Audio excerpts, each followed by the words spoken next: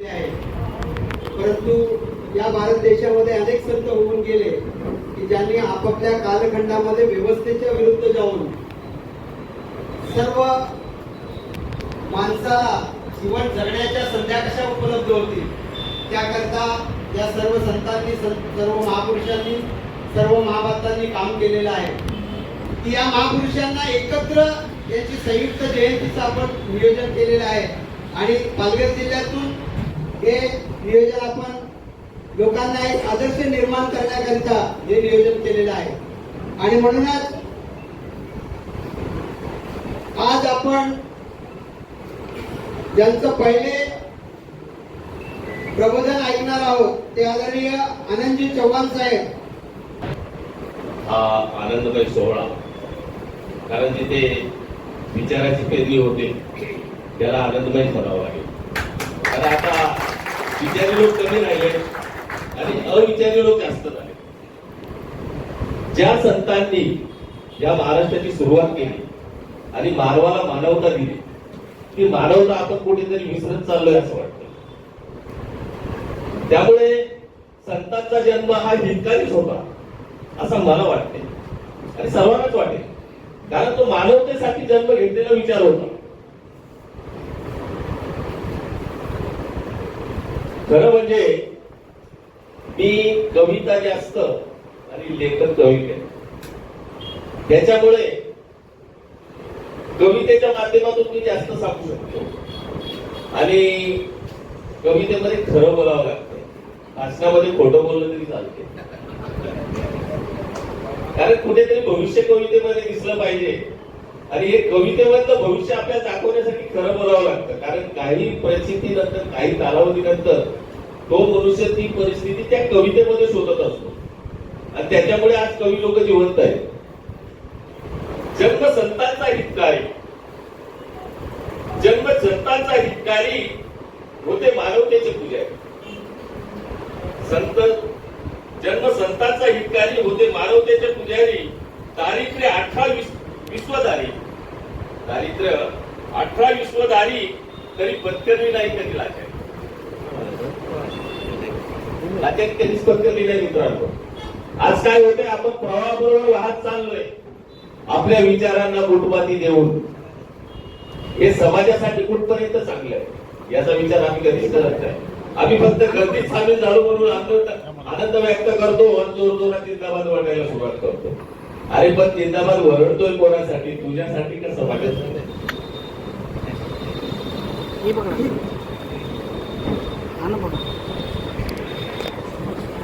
रविदास म्हणे पंडिताला, संत रविदास म्हणे पंडिताला, मन चंगा तो काठोटी में गंगा. मन चंगा तो काठोटी में गंगा, श्रद्धेपेक्षा मोठे कोण सांगा.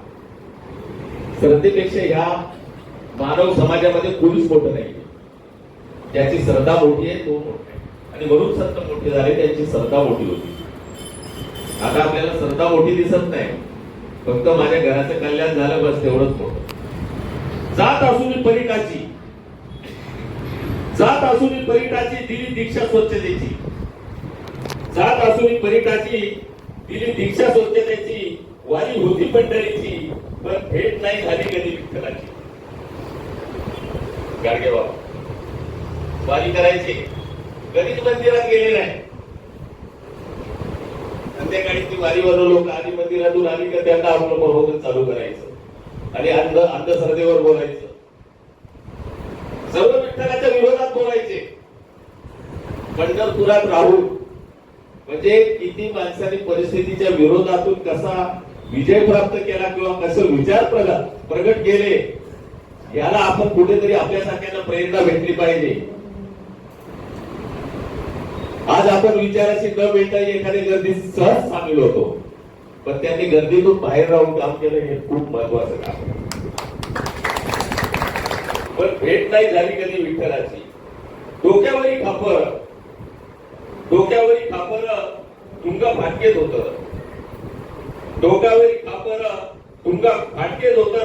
हाती घेऊन झाडू संत गाडगे बाबा, तरी स्वच्छ पंढरपूर, तरी स्वच्छ पंढरपूर. याला म्हणतात समाजसेवा. समाजसेवा याला म्हणतात. न लाचारी पत्करता, न कशाची पर्वा करता, न आपल्या संसाराची पर्वा करता या लोकांनी जे काम केले ते काम आज आपल्याला जयंती साजरी करायला भाग पाडतंय. कारण विचार अजून केलेला नाहीये, विचार जिवंत आहे.